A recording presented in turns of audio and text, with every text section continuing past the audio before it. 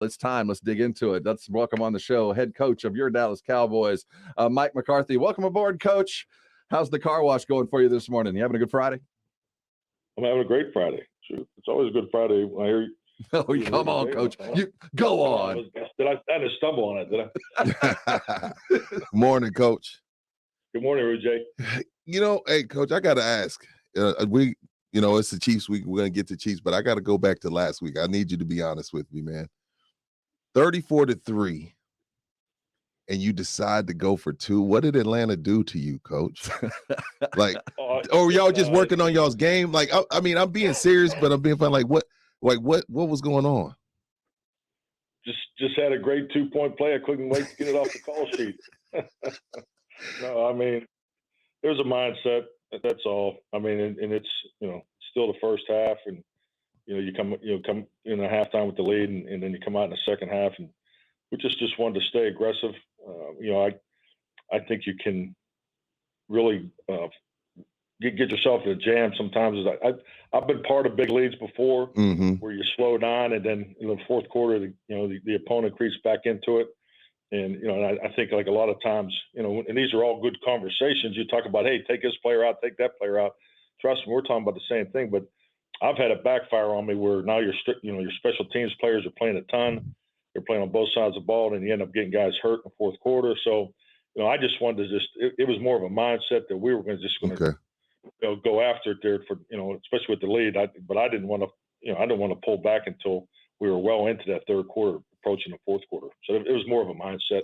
It had nothing to do with who was on the other sideline at all. So that's really the facts of it. And there's only 32 head coaches. Dan Quinn was a head coach. You talk about giving him the game ball last Sunday.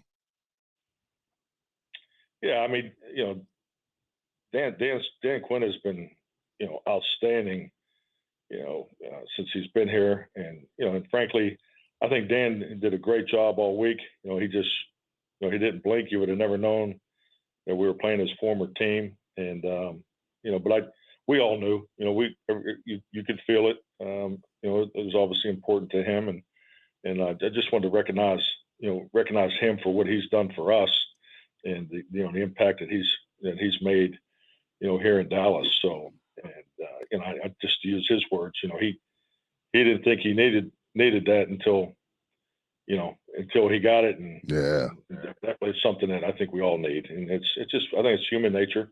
It's part of the competitive spirit that we all have in this business. And I think anytime you can recognize a player or a coach, because there's a lot of fine men here that don't get the recognition. And I preach humility. I live it, and I want it to be part of our program moving forward. And I think it definitely was a great time to recognize a hell of a coach, great coach, and even a better person. Oh, Coach, it was awesome. It was awesome. It was good to see. The outcome was absolutely perfect. It was a red ass moment is what it really came down to. Are you new to the monkey butt family, Coach, or is this something that you guys just stumbled on? Because we're a monkey butt family down here. We've been using that stuff for years.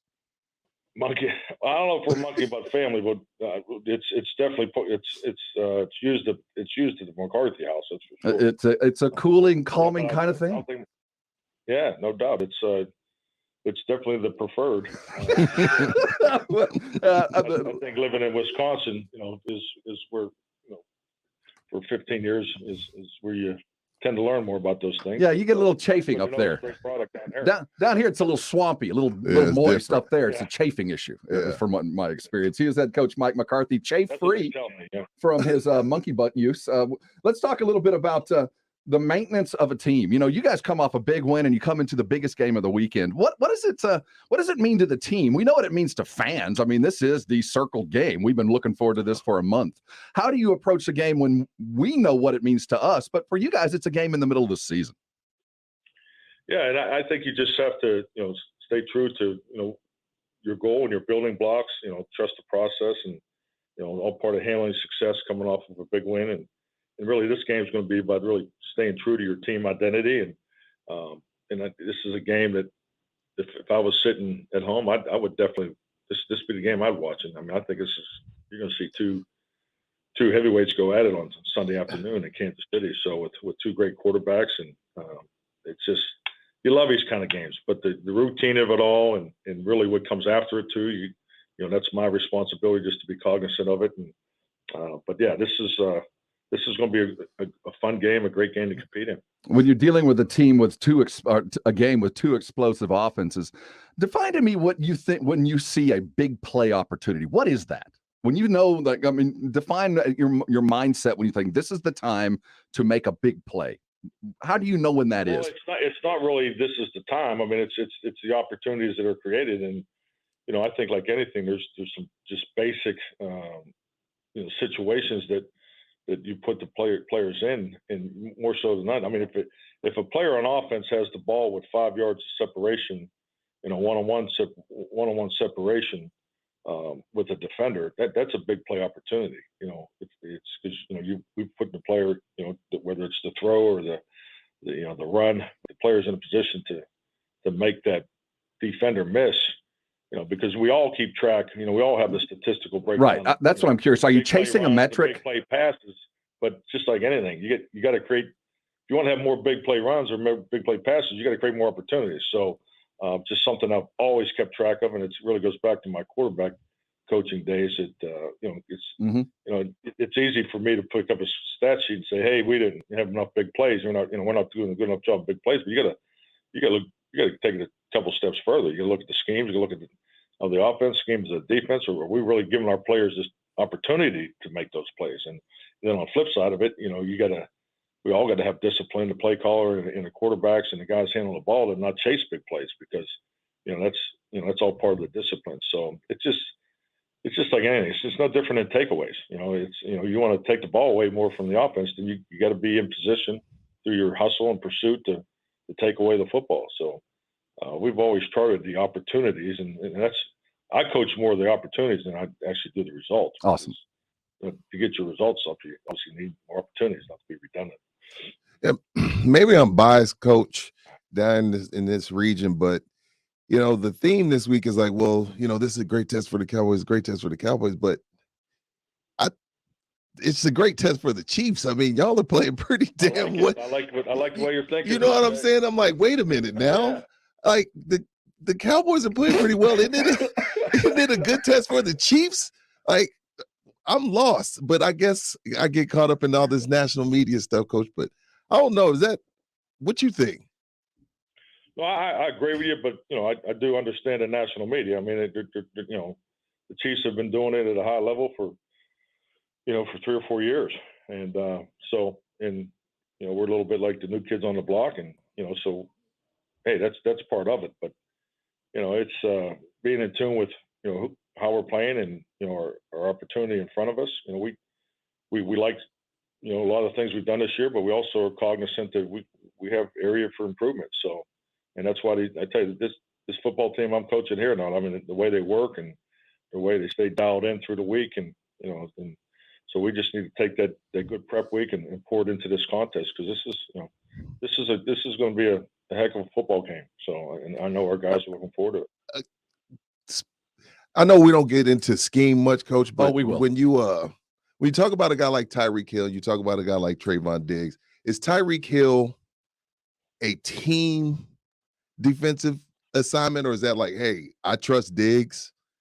You're going with where Tyreek goes, or is that like a team defensive assignment? Well, I think you have to look at it, you know, as a unit assignment. You know, you're always, you know, defense is so much about playing to your leverage, you know, playing to your help, and you know, and that'll definitely be the case in Tyreek's situation, because his ability to score from anywhere on the field is unique. You know, he has the speed, he has the quickness. You know, he has a great competitive spirit after yards after the catch.